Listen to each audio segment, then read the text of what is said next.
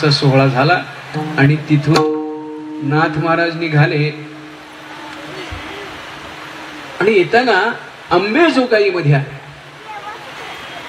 अंबेजोगाई इथं दत्तात्रेयांचं ठिकाण आहे.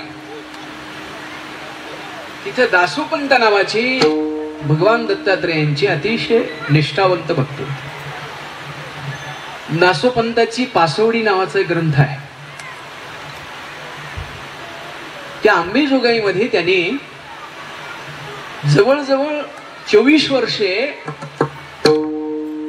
झाडाचा पाला खाऊन दत्त दत्त दत्त अशा प्रकारचं ध्यान केलं होतं. आणि दत्तराय त्यांच्या बरोबर सोंगट्या खेळत होते. सोंगट्या एवढे जवळ आले होते. त्यांच्या समोर त्यांच्या बरोबर सोंगट्या खेळायचे. अंबेजोगाईमध्ये जेव्हा नाथ महाराज आले तेव्हा सोंगट्या खेळणारे दत्तात्रेय गुप्त झाले.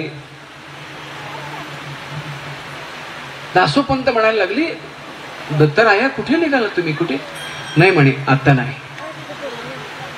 तिथं आल्यानंतर नाथरायांची त्यांची भेट झाली आणि दासोपंत म्हणायला लागले, थोडासा अहंकार आलेला, माझ्या बरोबर दत्तराय सोंगट्या खेळतात जसं नामदेव महाराजांना झालं होतं तसं.